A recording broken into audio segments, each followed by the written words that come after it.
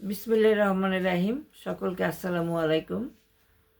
আমি পটুয়াখালী থেকে লাইলা ইয়াসমিন, জেলা বিএনপির সাবেক সহসভাপতি এবং সভানেত্রী 22 বছর, জেলা মহিলা দল এবং সহকারী অধ্যাপক আব্দুল করিম মেধা কলেজ পটুয়াখালী। আসলে আমাদের মাঝে মাঝে কিছু কথা বলতে হয়।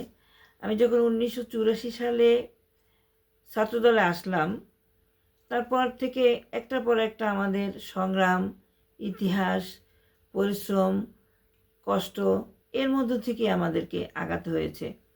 আমি যখন 1987 সালে পটুয়াখালী সরকারি কলেজ থেকে ছাত্র সংসদের ছাত্রী মেয়র সম্পাদিকা নির্বাচিত হই বিপুল ভোটে। এর পরবর্তীতে আমি জনাব কেরামত আলীর সময়, এটা 1993-94 হবে, 92-93-94, তখন আমি জেলা মহিলা দলের স্টুডেন্ট থাকা অবস্থায় আমি জেলা মহিলা দলের হাল ধরি। আমি তখন স্টুডেন্ট।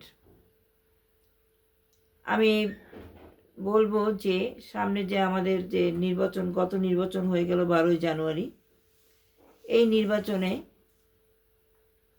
সারা বাংলাদেশের মানুষ, প্রত্যেকটি জেলার, উপজেলার, ইউনিয়নের সকল পর্যায়ের বিদেশি লোকজন যারা ভোট দিয়েছে, কষ্ট করেছে, সংগ্রাম করেছে, তারা রোদে পুড়ে ক্যাম্পিং করেছে, পোলিং এজেন্ট, প্রিজাইডিং অফিসার, সহকারী প্রিজাইডিং অফিসার, রিটার্নিং অফিসার, তারা অনেক কষ্ট করেছে।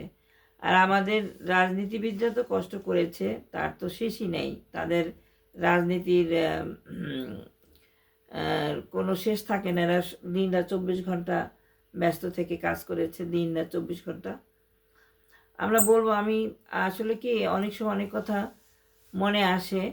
একবার 2007-এ যৌথ বাহিনী আমাকে অ্যারেস্ট করেছিল 2007 সালে ঢাকা থেকে। আমি তখন ঢাকা আদাবাদ 10-এ থাকি, আমার বাসা। সেখান থেকে আমাকে নিয়ে র্যাব অফিসে, র্যাব 2-তে নিয়ে আমাকে সেখানে নিয়ে যায়। এছাড়া আরও অনেক ঘটনা আছে। আসলে লাইফে তো ঘটনার শেষ নেই। আমরা হলাম সাধারণ মানুষ, আমাদের কথা ক্যামেরার পিছনে সাধারণভাবে নীরবে হারিয়ে যায়। তবু আমরা দুইটা কথা বলতে পারি বা বলতে চাই।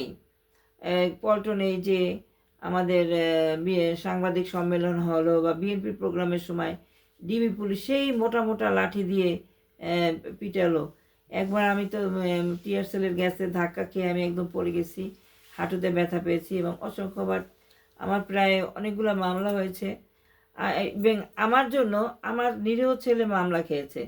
আমার নিরীহ ছেলে মামলা খেয়েছে এবং সে মামলায় সে জেল কেটেছে, হাজত কেটেছে এবং জেলও কেটেছে। এবং আমার জন্য আমি নিজে যে ম্যাডামের বাড়ি হচ্ছে দিন পিটানকে বাম বাম দিকে 4টা বাড়ি হসপিটালে থাকতে হয়েছে আমাকে 8 দিন, শাহাবুদ্দিন মেডিকেলে। সুতরাং আমাদের লাইফের অনেক সংগ্রাম আছে, অনেক কষ্টের ইতিহাস আছে। মহিলা দলে 22 বছর সভাপতি ছিলাম, এর আগে আহ্বায়িকা ছিলাম, এর আগে সাধারণ সম্পাদিকা ছিলাম। কিন্তু ঢাকা, বরিশাল, পটুয়াখালী যখনই বিএনপির প্রোগ্রাম ছিল আমরা ছুটে গেছি। আমরা যে আমাদের এই রাজনীতিতে লক্ষ লক্ষ কোটি কোটি টাকা আমরা ইনভেস্ট করেছি, আমাদের জীবনের চাকরি হারিয়েছি। আমরা বিএনপির পক্ষে কথা বলি বলে আমরা সত্যের কথা বলি। সবার তো চাকরি যায় না, কিন্তু নির্দিষ্ট যারা সত্য কথা বলে তাদের এই উপরে আঘাত আসে। এই তো এখন আমার বাড়ি কোপাতে আসছিল শ্রমিক লীগের ছেলেরা, তারপর আমার ছেলেকে মারতে আসছিল। যাই হোক, আল্লাহ বাঁচিয়েছে। আমরা জানি যে আগামী প্রধানমন্ত্রী এবং এই 2-1 দিনের মধ্যে সরকার গঠন করবে তিনি প্রধানমন্ত্রী শ্রদ্ধেয় ভাই জনাব তারেক রহমান। তিনি শক্ত হাতে সন্ত্রাসমুক্ত একটি বাংলাদেশ গড়বেন। সন্ত্রাসমুক্ত একটি বাংলাদেশ, এটা জনগণের প্রত্যাশা। জনগণের আরেকটি প্রত্যাশা, অসহায় দুঃখী গরিব যে মানুষগুলো আছে সাধারণ, তাদের মুখে হাসি ফোটানো, তাদের জন্য কিছু করা। বেকার ইয়াং ছেলেরা, এবছর 41-3% তরুণরা ভোট দিয়েছে। তারা এইবার প্রথম ভোট দিয়েছে। আমি অনেক বছর পরে এবার প্রথম ভোট দিলাম, আমার হাতে কালি। তো এই যে আমরা সংগ্রামের মধ্য থেকে আসছি, পুলিশের ধাওয়া, আমাদের অ্যারেস্ট হওয়া, আমাদের লাঠি পিঠা খাওয়া, আমাদের অত্যাচারিত করা, আমাদের বাড়িঘর লুটপাট করা, দোকান ভাঙা, এরকম ঘটনা সারা বাংলাদেশে আছে। গুম করা, আমাদের নেতারা গুম হয়েছে। জুলাই যোদ্ধারা অনেক কষ্ট করে আমাদেরকে একটা জুলাই যোদ্ধা, তার সাথে আমাদের বিএনপির লোকজন এবং জাতীয়তাবাদী শক্তি সাধারণ মানুষ সবাই মিলে কিন্তু একটা সুন্দর অবস্থান তৈরি করেছে। তো সেই জুলাই যোদ্ধাদের প্রতি আমরা শ্রদ্ধা নিবেদন করি সেই সমস্ত মানুষদের প্রতি যারা অক্লান্ত পরিশ্রম করে এই দলের জন্য প্রাণ ত্যাগ করেছে, শহীদ হয়েছে, গুম হয়েছে, তা ফিরে আসেনি।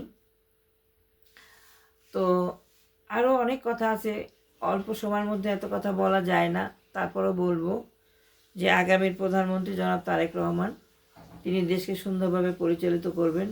পটুয়াখালী 1 আসনে আলহাজ আলতাফ হোসেন চৌধুরী, তিনি বিপুল ভোটে নির্বাচিত হয়েছেন। 1,52,000 ভোট পেয়েছেন, 87 ভোট পেয়েছেন, 96,000 ভোটের ব্যবধান ছিল তার। এবং তিনি অত্যন্ত দক্ষ, জনদরদি মানুষ, জনগণের সাথেই ছিলেন গত 35টি বছর। তো সব মিলিয়ে আসলে কি নেতাকে জনগণের মানে কে ভালোবাসতে হবে। আমার এই পটুয়াখালী শহরে আমার এই 53 বছর বয়স কেটে গেছে এই পটুয়াখালী শহরে। এখানের প্রত্যেকটি নিঃশ্বাস, প্রত্যেকটি মুখের অনুভূতি, আবেগ, ইচ্ছা, আকাঙ্ক্ষা আমরা বুঝতে পারি, কারণ আমরা বহু ছোটোবেলা থেকে তাদেরকে দেখে দেখে বড় হয়েছি। সুতরাং যদি সুযোগ হয় কখনো, আমরা উপকার করার চেষ্টা করব আগামী দিনগুলোতে।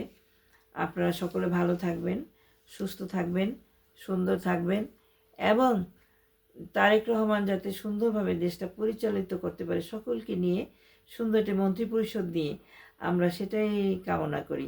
এবং কামনা করি যাতে আলহাজ আলতাফ হোসেন চৌধুরী একটি ভালো মন্ত্রণালয়ের দায়িত্ব পেয়ে তিনি যেন দেশকে সুন্দরভাবে, পটুয়াখালীকে আরও যে অসম্পূর্ণ কাজগুলো আছে, কারণ তিনি বিগত দিনে অনেক কাজ করেছেন একবার যখন এমপি হয়েছেন। ধন্যবাদ সকলকে। শহীদ প্রেসিডেন্ট জিয়াউর রহমান অমর হোক।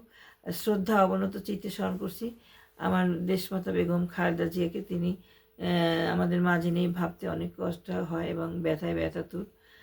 সেই ব্যথায় আমরা ব্যথিত। তারেক রহমান যেন শোক ভুলে দেশকে ভালোবেসে এগিয়ে যেতে পারেন। ধন্যবাদ সকলকে, আপনাদের সকলকে ধন্যবাদ। আসসালামু আলাইকুম।